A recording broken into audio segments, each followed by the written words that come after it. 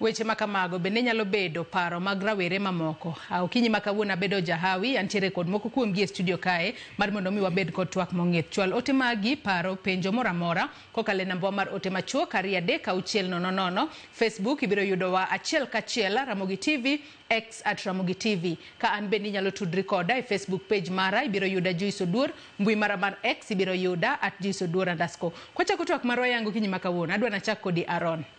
Iwinjo kanyo kaka rawera wadu mano atwa godo kaka Ramogi TV oloso wacho kanyo ni gino momiyo pod jorowere wuok oko gin wechego mag mibadhi, wechego mag miriambo, sirikal bende ok winjgi e yo makare.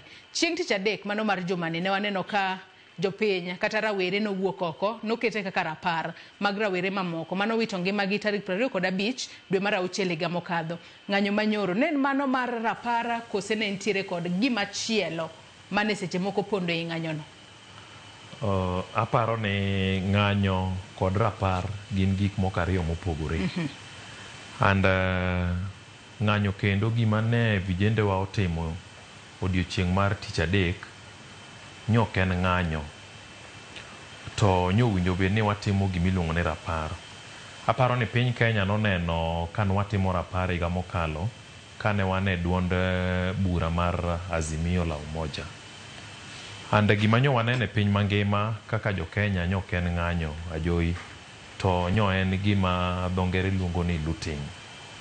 Rowere nyo weyo gimiluongo ni ng'anyo to nyo wadok e weche mag vamia ohala mag ji giwegi e pinywa mar Kenya.